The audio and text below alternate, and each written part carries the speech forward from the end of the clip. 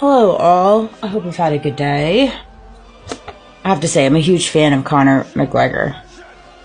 And I'm glad to see he's coming back. And he's connected with his spirituality and his connection with God. And I love it. I love it. I just got done watching Candace Owens live.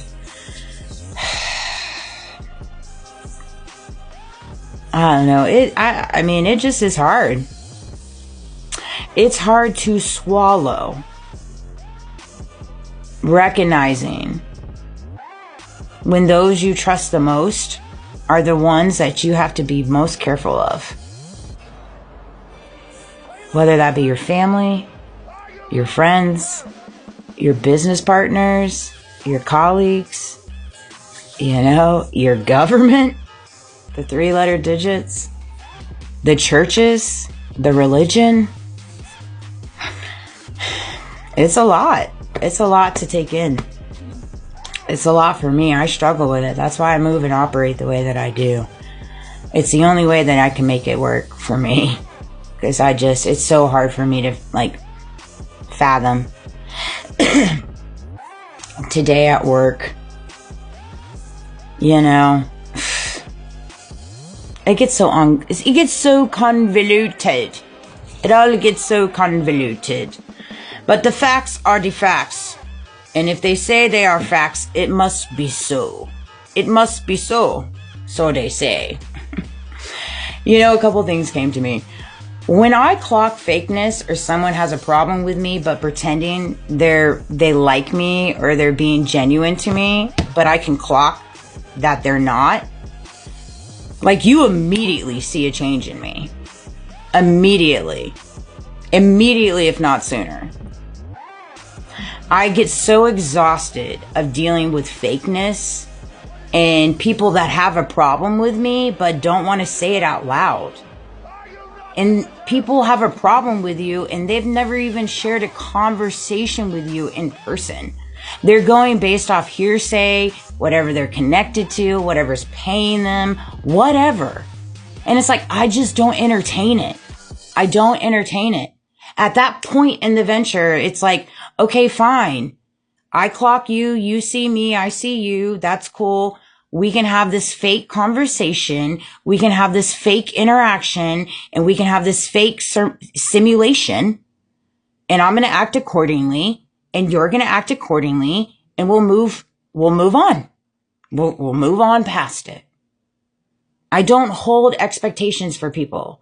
People are who they are. They operate how they are. I'm never going to understand it. I've come to the realization of that. And it's hard. It's hard. I don't have a problem with people, but for some reason, people have a problem with me. What I have a problem with is when people think I don't see it. I don't see it. I don't pick up on it. It's just crazy to me. And it's just, I'm sure Charlie probably resonated with that in reference to waking up in the moment and realizing, wow, you're living in a world controlled by others. And here's the thing with that too. This is why I resonate so much with Charlie's story and just everything. And it's so crazy. That freaking day, the day of his assassination, man, it was such a peculiar day. There was this plane. I saw it a lot today too. But that particular day, it flew over my work 8 times. A cargo plane, a military plane. I just knew something was up. I just did. And then the transitioning of the events, I actually went back and rewatched my videos of that night. Yeah, I pick up on that. I know, they can't pull one over me. I just am connected. I just am. And it's hard. It's hard. I got a lot of people with a lot of power. Anyways. And that is neither here nor there. All right? But there's nothing like waking up in a world surrounded by people that you love unconditionally, good, bad, ugly. And you wake up and you start realizing wait, this isn't making sense.